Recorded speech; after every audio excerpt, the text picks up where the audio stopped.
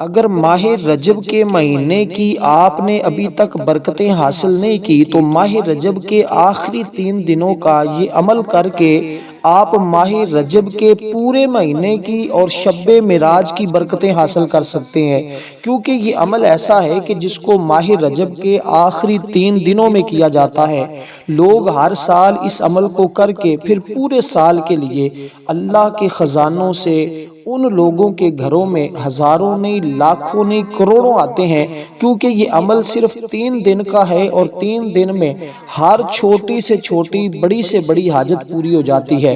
3 دن کہتے ہیں بعد میں مکمل ہوتے ہیں اور اس کی تمام حاجتیں پہلے پوری ہو جاتی ہیں۔ عمل بڑا آسان ہے لیکن عمل بڑا مختلف بھی ہے، یعنی اس طرح کے اعمال جو ہے نا یہ بہت کم بتائے جاتے ہیں، کیونکہ یہ عمل اپنے اندر ایک ایسی تاثیر اور ایسی طاقت رکھتا ہے کہ جو شخص بھی اس عمل کو پڑھتا ہے، ایک تو اس کا گھر مال و دولت سے بھر جاتا ہے، پھر اس کے گھر میں برکتیں آتی ہیں، تیسرا اس کو اس کا بڑا فائدہ یہ ہوتا ہے کہ اس کی بھی بخشش ہو جاتی ہے، گھر والوں کی بھی بخشش ہو جاتی ہے، اس کا مقدر بھی سنور جاتا ہے، جہاں یہ عمل کیا جاتا ہے وہاں کے لوگوں کی بھی قسمت سنور جاتی ہے۔ اس لیے عمل کرنے کا طریقہ بڑا آسان ہے۔ آپ نے سب سے پہلے، کیونکہ دیکھیں جس کے اندر استغفار اور یہ اللہ تبارک و تعالیٰ کے قرآن مجید کی چند ایک صورتیں ہوتی ہیں نا، وہ عمل اتنے پرتاثیر ہوتے ہیں کہ جب کوئی بندہ ماہ رجب کے آخری 3 دنوں میں پڑھتا ہے، کیونکہ یہ عمل ہی 3 دنوں میں پڑھا جاتا ہے، تو آج ہے ماہ رجب کی 28 تاریخ اتوار کا دن،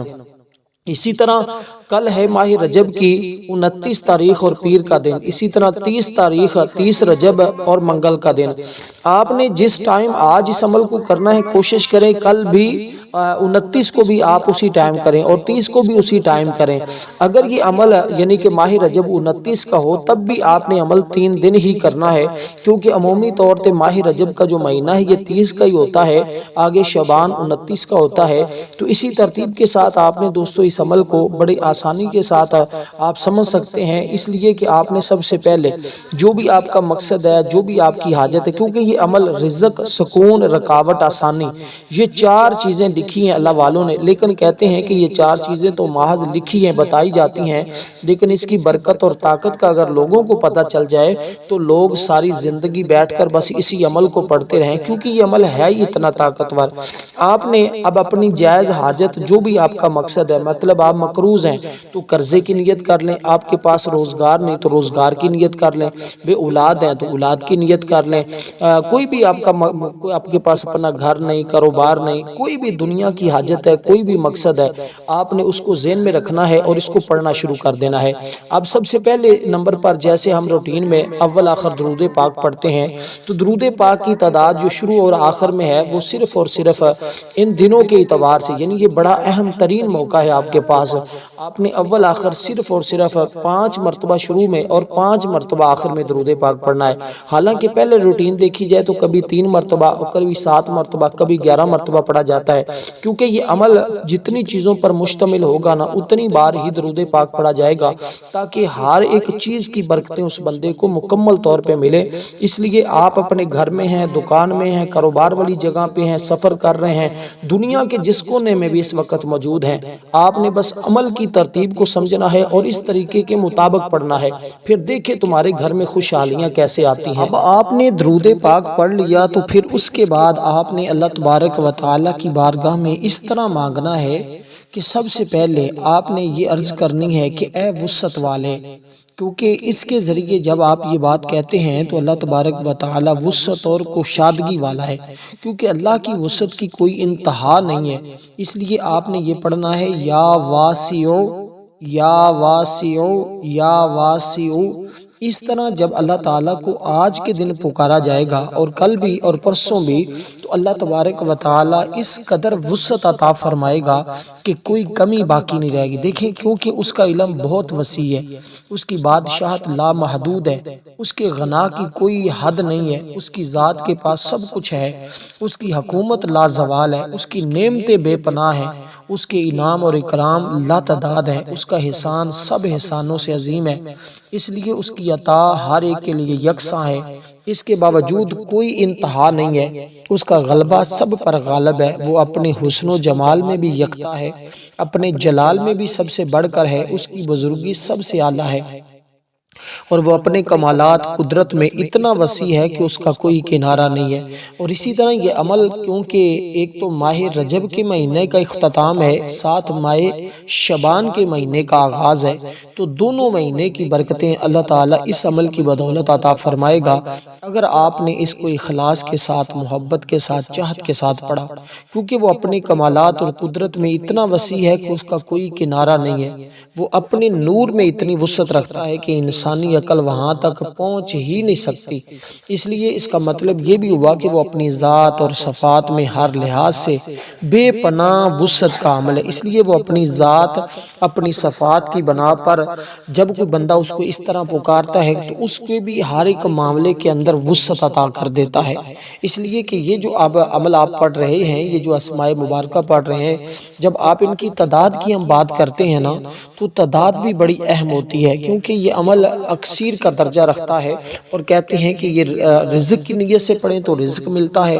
دولت کی نیت سے پڑھیں تو دولت ملتی، عزت کی نیت سے پڑھیں تو عزت، بے روزگاری ختم ہو اور بیماریوں سے شفا ہو، بے اولادی کے لیے، شادی کے لیے، گھر بار کے لیے، مال اولاد کے لیے، جس کے لیے بھی پڑھتے ہیں اللہ تعالیٰ اسی طرح کا معاملہ اپنے اس بندے کے ساتھ فرماتا ہے۔ اس کے بارے میں شمس العارفین کے اندر بڑے بڑے بزرگوں نے لکھا ہے کہ اس کے پڑھنے والا دینی اور دنیاوی لحاظ سے دولت سے مالا مال ہو جاتا ہے، یعنی کبھی اس کو تنگ دست اور محتاج نہیں ہونا پڑتا۔ ایک عامل کا قول یہ بھی ہے کہ رزق میں کشادگی اس قدر آتی ہے کہ جب کوئی بندہ اس کو کثرت سے پڑھتا ہے، اللہ تعالیٰ خوب رزق عطا کرتا ہے، علم میں بھی اضافہ ہوتا ہے، عمر بھی دراز کرتا ہے اللہ تعالیٰ، اور اس کے ہر کام میں آسانی پیدا ہوتی ہے، بے پناہ عزت حاصل ہوتی ہے، ہر خاص عام میں عزت پاتا ہے، کیونکہ صاحب اقتدار وہ بندہ بن جاتا ہے، تو ہر کوئی دل و جان سے پھر اس کی عزت کرتا ہے۔ مخلوق کو مطیع اور مسخر کرنے کے لیے بھی بعض اللہ والوں نے یہ لکھا ہے کہ کسی کو مطیع اور مسخر کرنا ہو، مخلوق کو مسخر کرنے میں بے حد کامیاب ہو جائے گا، دور دور تک اس کی عزت کی شہرت ہو جائے گی، جس کی طرف نظر اٹھا کر دیکھے گا وہی مطیع فرما بردار ہوگا۔ امرا اور صاحب اقتدار لوگوں میں وقوعت کی نظر سے دیکھے جائے گا، یعنی تسخیر خلق کے لیے یہ بہت اہم ہے، اسی لیے باقی بھی تمام چیزوں کے لیے۔ اس لیے جب آپ یہ 3 دن تک اس طرح پڑھیں گے، اسی طرح کہتے ہیں اگر کوئی طالب علم کی جد و جہد کی کوشش جاری رکھنا چاہتا ہے لیکن اس میں کوئی رکاوٹ پیدا ہو جاتی ہے، یا کسی اور معاملے کے اندر وہ اپنے وسعت رکھنا چاہتا ہے اور جد و جہد کوشش کر رہا ہے، تو لیکن کوئی نہ کوئی مسئلہ درمیان میں آ جاتا ہے، تو ایسے لوگوں کے لیے اس عمل کو پڑھنا، پھر اس کے بعد ہاتھوں کے اوپر دم کرنا، پورے وجود کے اوپر پھیرنا، ہر قسم کی نوسط کو دور کر دیتا ہے، ہر قسم کی رکاوٹ کو یہ عمل اس کے ذریعے اللہ پاک دور کر دیتا ہے۔ اس لیے آپ نے اس عمل کو اسی ترتیب کے ساتھ پڑھتے جانا ہے، کیونکہ جو اس کو کثرت سے پڑھتا ہے نا، اس کے ہر معاملے میں کثرت آ جاتی ہے۔ اب اس کو صرف اور صرف آپ نے 27 بار پڑھنا ہے۔ یہ 27 کا عدد بڑا ہی اہم ہوگا، آپ کے لیے بڑا مبارک ثابت ہوگا، اور اس لیے کہ کسی بھی مالی حاجت کا مسئلہ ہو تو آپ اس کو پڑھیں گے، گھر میں، مسجد میں، جہاں بھی آپ کے لیے آسانی ہو، جیسے میں نے شروع میں عرض کر دیا، کیونکہ اللہ تعالیٰ کی ذات بڑی حکمت والی ہے، تو اللہ تبارک و تعالیٰ کا ہر حکم جو اپنی مخلوق کے لیے جاری کرتا ہے، سراسر مخلوق کی بھلائی مقصود ہوتی ہے۔ اگرچہ بعض اوقات اللہ تعالیٰ کے احکامات بظاہر بھلے معلوم نہیں ہوتے، لیکن ان میں انسانی بہتری کے لیے بے شمار اچھائیاں ہوتی ہیں۔ انسان کی عقل اور فکر محدود ہے، اس لیے اللہ تعالیٰ کی ہر حکمت کو نہیں سمجھ سکتا، اس کے باوجود اللہ تعالیٰ کسی حد تک علم کی باریکیاں عطا فرماتا ہے، کہ اس لیے آپ نے اب اس کے بعد، کیونکہ اللہ تعالیٰ کو جس طرح یاد کرنا ہے، جس طرح پکارنا ہے، وہ اللہ تعالیٰ کی شان اور عظمت اس قدر مبارک ہے، کہتے ہیں جب کوئی بندہ اس کو پڑھتا ہے، رزق اور دل کی کشادگی کا باعث بنتا ہے، آسانیاں اور برکتیں آتی ہیں، پریشانیاں فوراً ختم ہوتی ہیں، قبولیت میں اضافہ بھی ہوتا ہے۔ اب کیونکہ یہ جو پہلے وہ ذات جس کی رحمت، علم، رزق اور قدرت ہر چیز پر محیط ہے، عام لفظوں میں اس کا یہ معنی ہے۔ اب اللہ کی وسعت کتنی ہے، علم میں وسعت عطا کرے گا، رزق میں، رحمت، مغفرت عطا، قرآن مجید میں بھی یہ الفاظ آئے نا، واللہ واسع علیم، یعنی وہ بڑی وسعت والا ہے۔ اور کہتے ہیں جو شخص تنگی، فکر، مالی پریشانی میں ہو، اپنے دل سے ہی اس کو ارادے کے ساتھ پڑھ لے تو دل کی گھٹن، بے چینی، خوف دور ہو جاتا ہے، کیونکہ بندہ اللہ کی وسعت پر یقین کر لیتا ہے۔ مشکلات میں بھی آسانیاں آتی ہیں، اللہ وہ راستے کھول دیتا ہے جن کا انسان نے تصور بھی نہیں کیا ہوتا۔ اور دعاؤں کی قبولیت تو اس کے ذریعے بہت زیادہ ہوتی ہے نا، اور کہتے ہیں اس کے روحانی اثرات بھی بندے کے اوپر پڑتے ہیں، اور وہ یہ کہ اس کا دل نرم ہو جاتا ہے، اس کے دل سے حسد، خوف، مایوسی بھی ختم ہو جاتی ہے، امید اور یقین بڑھتا ہے، ایمان بھی مضبوط ہوتا ہے۔ دیکھیں اب اس کے بعد کیونکہ جس طرح آپ نے اللہ تعالیٰ کو پکارنا ہے، اللہ تعالیٰ کو یاد کرنا ہے، وہ کمال درجے کا ہے۔ دیکھیں جیسے میں نے یہ اگر یہ پہلا اسم مبارک جو آپ نے پڑھا ہے تو اس کا مطلب آپ کے سامنے واضح طور پہ ہے، کیونکہ دیکھیں اس کا مطلب ہے وسعت، کشادگی، فراغی۔ تو یہ تمام چیزیں جب ملیں گی تو اس کے ساتھ ساتھ اور بھی کئی انعامات کا بول بالا ہوگا۔ اب اس کے بعد کیونکہ جو آپ نے اللہ تبارک و تعالیٰ کے نام کی تسبیح پڑھنی ہے نا، کیونکہ اس کے اندر 2 صورتیں بھی ہیں، اور تسبیحات جو ہیں اس میں وہ 1 منٹ کی تسبیح بھی ہے، وہ جو 1 منٹ کے اندر بندے کی تقدیر بدل دیتی ہے، ہر دعا کی قبولیت کے راستے کھل جاتے ہیں، ہر مشکل آسان ہو جاتی ہے، ہر غم کا خاتمہ ہو جاتا ہے، ہر پریشانی فوراً مٹ جاتی ہے۔ اب آپ نے کرنا یہ ہے کہ اس کے بعد آپ نے اللہ تعالیٰ کو کچھ اس طرح پکارنا ہے، اس طرح یاد کرنا ہے کہ اے کرم کرنے والے، یعنی اے بے انتہا عطا کرنے والے۔ اب جب آپ نے پہلے وسعت والے کی ذکر کیا، اب اس کے بعد جو دوسری تسبیح آپ نے پڑھنی ہے اس کا مطلب ہے اے بے انتہا عطا کرنے والے، یعنی یا کریم ہو، اے کرم کرنے والے۔ تو جب اللہ کے کرم کا سوال کریں، اس کا اگر عام معنی سمجھاؤں تو یہ ہوتا ہے کہ بے انتہا عطا کرنے والا، کیونکہ اللہ تعالیٰ کریم ہے، اور جو کریم اس سے جو مانگتا ہے اسے عطا کر دیتا ہے، یہ اس کا مطلب ہوتا ہے۔ تو جتنا مانگتا ہے اتنا ہی دے دیتا ہے، مانگنے سے بھی دے دیتا ہے اور بغیر مانگے بھی عطا کر دیتا ہے۔ وہ ہر کسی کو دیتا ہے، ہر وقت دیتا ہے، کسی کو بھی اس کے فطری حق سے محروم نہیں رکھتا۔ اس کی عطا کے خزانے بھرے پڑے ہیں، کبھی ختم نہیں ہوں گے، اس کے در سے کوئی خالی لوٹتا ہی نہیں ہے، بار بار مانگنے سے بھی کبھی نہیں اکتاتا، مخلوق کی کوتاہیوں کو دیکھتے ہوئے بھی درگزر کر دیتا ہے، گویا اس کے کرم کی کوئی حد نہیں ہے۔ اس لیے ہر وقت اللہ تعالیٰ سے اس کے کرم کی التجا کرتے رہنا ضروری ہے، اور جو اس کو پڑھے گا اللہ تعالیٰ اسے کریم النفس بھی کر دیتا ہے، نیک اخلاق، نیک مزاج بھی کر دیتا ہے۔ اس لیے باعزت بننے کے لیے لوگ اس کو ہمیشہ پڑھتے ہیں کہ وہ معزز اور مکرم ہو جاتے ہیں۔ تو ایسا شخص جو یہ محسوس کرتا ہو اس کی عزت میں کمی آ رہی ہے، چھوٹی چھوٹی باتوں پر بڑے بڑے مقام سے اسے گرا دیا جاتا ہے، تو ایسے لوگوں کے لیے آج یہ بڑا بہترین موقع ہے، مستجاب الدعوہ لوگ بن جاتے ہیں۔ یعنی مستجاب الدعوہ اس کو کہتے ہیں جس کی ہر دعا کو اللہ قبول فرماتا ہے۔ اور پھر اگر کوئی شخص تنگ دست اور مفلوق الحال رہتا ہو، یقین کے ساتھ پڑھے، اور صرف یہ چند منٹ لگتے ہیں اس کو پڑھتے ہوئے، لوگ سمجھتے ہیں شاید اس عمل کے اندر وہ تاثیر، وہ طاقت نہیں ہے۔ یہ عمل تو وہ ہے جس کے اندر وہ تاثیر، وہ طاقت ہے جو شاید آج تک آپ نے نہیں دیکھی، کیونکہ اس کے بعد جو تسبیح آپ نے پڑھنی ہے یہ آپ نے اسی طرح پڑھنا ہے، یا کریم 1 مرتبہ، یا کریم 2 مرتبہ، یا کریم 3 مرتبہ، اسی طرح آپ نے یہ پڑھتے جانا ہے، کیونکہ اب اس کا مطلب آپ کے پاس سامنے دیکھیں نا، اس کے اندر روحانی پیغام بھی موجود ہے، اور اس کے ساتھ ساتھ اور بھی بہت کچھ۔ دیکھیں اللہ تعالیٰ جو عزت کے ساتھ عطا فرماتا ہے، مانگنے والے کو کبھی خالی نہیں لٹاتا، جو بھی اس سے مانگتا ہے۔ اور اسی طرح اللہ تعالیٰ جس کی رحمت، رزق اور قدرت بے حد اور بے حساب ہے، تو یاد رکھنا یہ اس نام کے ساتھ اللہ کو پکارنا، اور پھر ان آخری 3 دنوں میں کہ اے کریم کرم کر دے، تو اللہ تعالیٰ کرم کر دیتا ہے۔ تو اس لیے ہم نے اس کی بارگاہ سے یہی مانگنا ہے، اور ہر شخص کی یہی خواہش ہوتی ہے۔ اس کا مطلب یہ بغیر مانگے بھی عطا کر دے، خطاؤں کے باوجود نواز دے اور محروم نہ کرے۔ تو وہ محروم نہیں کرتا جب کوئی اس کے مانگتا ہے، تو گناہ گاروں کو معاف کر دیتا ہے۔ جب کوئی گناہ گار اس کو پڑھتا ہے نا تو اللہ تعالیٰ اس کو معاف فرما دیتا ہے، اور مانگنے سے پہلے بھی عطا کر دیتا ہے بغیر مانگے۔ جب آپ نے اس کو پڑھنا شروع کرنا ہے نا، اب اس کے بعد سوال نہ بھی کریں، نہ بھی مانگے، تب بھی وہ عطا کر دیتا ہے۔ تو عزت کے ساتھ عطا کرتا ہے، یعنی کہ وہ بندے کی توبہ پر خوش ہوتا ہے اور گناہ معاف فرماتا ہے، اور پڑھنے والے کو اللہ تعالیٰ ذلت نہیں دیتا بلکہ عزت کے ساتھ نوازتا ہے۔ اور اس کے وسیلے سے جب کوئی بندہ دعا کرتا ہے تو اس کی دعا نہیں رد ہوتی، اور محتاجی کا دروازہ ہمیشہ کے لیے بند ہو جاتا ہے۔ اللہ کریم کسی کو خالی نہیں لٹاتا۔ حدیث پاک کا مفہوم بھی ہے، تمہارا رب حیا والا ہے اور کریم ہے، جب بندہ ہاتھ اٹھاتا ہے تو وہ خالی واپس نہیں لٹاتا۔ اور یہ ہمیں سکھاتا ہے، اس سے روحانی ہمیں فائدے ہوتے ہیں کہ دل شکر پیدا کرتا ہے اور گناہوں سے نفرت پیدا ہوتی ہے، اللہ پر بھروسہ مضبوط ہوتا ہے، انسان عاجزی اور نرم مزاج بھی بن جاتا ہے۔ تو اس کو آپ نے الگ الگ پڑھنا ہے، اور آپ کو اس کے یہ فائدے جو میں نے آپ کو عرض کیے ہیں انشاءاللہ ملیں گے۔ بزرگان دین جو اس کے متعلق مختلف اقوال رکھتے ہیں اور مختلف چیزیں بتاتے ہیں، یعنی اولاد کی اصلاح کے لیے، دل کی بیماریوں رشتوں میں آسانی کے لیے، اور اس کے علاوہ ہزاروں نہیں، لاکھوں نہیں، کروڑوں اس کے فائدے ہیں۔ شرط وہی ہے کہ جو بندہ اخلاص کے ساتھ پڑھے، جو چاہت کے ساتھ پڑھے، جو محبت کے ساتھ پڑھے۔ پڑھنا تعداد بھی مختصر ہے، آپ نے صرف 27 بار پڑھنا ہے، کیونکہ آج کے دن یہ 27 کا عدد بڑا ہی اہم ہے، بڑا ہی قیمتی ہے۔ تو یہ 3 دن آپ جب اس طرح اس کو پڑھیں گے، اب اس کے بعد قرآن کریم کی وہ عظیم سورت پڑھنی ہے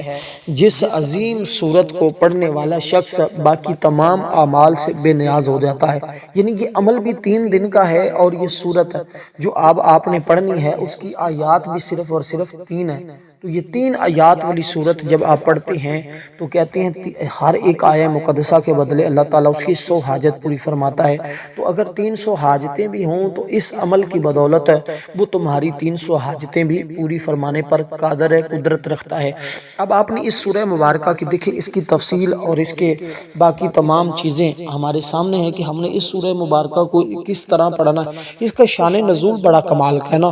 کہ اللہ تبارک و تعالیٰ نے اپنے حبیب کو خیر کثیر عطا کیا، اور اتنی کثرت عطا کی کہ جو کسی انسانی عقل میں، کسی بشر کے ذہن میں آ ہی نہیں سکتی، کیونکہ اللہ تعالیٰ نے اپنے حبیب کو اتنی وسعت عطا فرمائی ہے، اتنا مقام اور اتنا درجہ عطا فرمایا ہے جو کسی کی سمجھ میں نہیں آ سکتا۔ اس لیے حضور علیہ السلام کی شان کے 3 پہلو ہیں۔ اب دیکھیں نا، حضور علیہ السلام کو اللہ تعالیٰ نے یہ جو معجزہ معراج کا عطا فرمایا، اب یہ انسانی عقل میں نہیں آ سکتا۔ انسان کیسے سوچ سکتا ہے کہ حضور علیہ السلام جو ہیں وہ یہاں زمین سے ایک رات کے تھوڑے سے حصے میں مسجد حرام سے مسجد اقصی، پھر مسجد اقصی سے سدرۃ المنتہا، پھر کعبہ قوسین، اسی طرح اللہ تعالیٰ کی بارگاہ میں، تو یہ ایک رات کے بھی تھوڑے سے حصے میں ہوا۔ تو اللہ تعالیٰ کی یہی تو شان ہے نا، جو اس نے اپنے حبیب کو معجزات عطا فرمائے ہیں وہ انسانی عقل میں آ ہی نہیں سکتے۔ تو اس لیے دوستو یہ وہ چیزیں ہوتی ہیں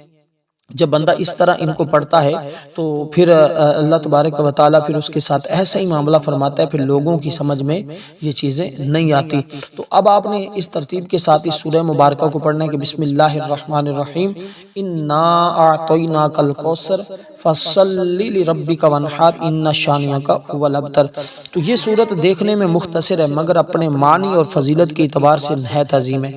یہ سورت نبی علیہ السلام پر نازل ہوئی تو اس میں اللہ تعالیٰ نے اپنے محبوب کو کوثر جیسی عظیم نعمت عطا کرنے کا اعلان فرمایا۔ کوثر سے مراد جنت کی ایک نہر ہے اور بے شمار بھلائیاں ہیں جو اللہ تعالیٰ رسول پاک صلی اللہ علیہ وسلم کو عطا فرمائی۔ تو یہ ہمیں سبق دیتی ہے کہ عزت، کامیابی، بلندی صرف اللہ کے ہاتھ میں ہے۔ تو یہ سورت ہمیں یہ بھی بتاتی ہے کہ نماز قائم کرنا اور قربانی کا بھی حکم دیا ہوا ہے۔ اب قربانی ہر کوئی سمجھتا ہے کہ شاید جو ہے وہ قربانی والی عید پہ ہی بکرا کرنا ہوتا ہے، نہیں، اس کے علاوہ بھی قربانیاں بہت ساری ہوتی ہیں۔ اس میں یہ ہوتا ہے کہ کسی بھائی کے لیے جو ہے وہ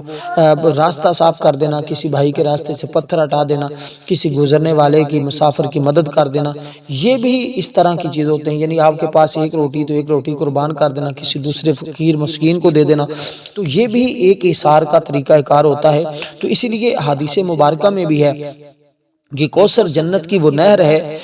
جس کا پانی دودھ سے زیادہ سفید اور شہد سے زیادہ میٹھا ہے۔ قیامت کے دن نبی علیہ السلام اپنی امت کو اسی حوض کوثر سے سیراب فرمائیں گے۔ یہ سعادت صرف انہی لوگوں کو نصیب ہوگی جو آقا علیہ السلام کی اتباع اور پیروی کرنے والے ہوں گے، اور جو اس سورہ مبارکہ کی کثرت کے ساتھ تلاوت کرنے والے ہوں گے، کیونکہ یہ سورت کی تلاوت کرنے سے دل کو سکون ملتا ہے، مایوسی ختم ہو جاتی ہے، اللہ پر یقین مضبوط ہو جاتا ہے۔ یہ سورت ہمیں صبر، شکر، اللہ کی طرف رجوع کرنے کا بھی درس دیتی ہے۔ تو اس سورت کی دیکھیں، یہ ماہ رجب کا مہینہ جیسے ہمارے پاس آیا تھا یہ گزر گیا، اب اس کے چند لمحات، آخری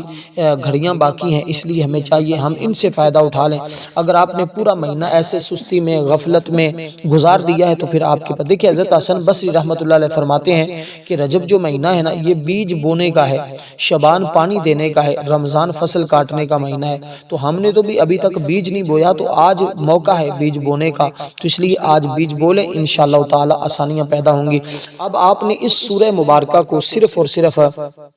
27 بار پڑھنا ہے، کیونکہ ماہ رجب کے مہینے میں جب کوئی بندہ اس کو پڑھے گا آخری ان 3 دنوں میں تو اللہ تبارک و تعالیٰ اپنی رحمت کے دروازے کھول دے گا، اور اس لیے کہ دل کی سختیاں بھی ختم، کیونکہ ماہ رجب یہ حرمت والا مہینہ ہے، چونکہ حرمت والا مہینہ اس میں گناہوں سے بچنے کی خاص تاکید بھی کی گئی ہے۔ اور ماہ رجب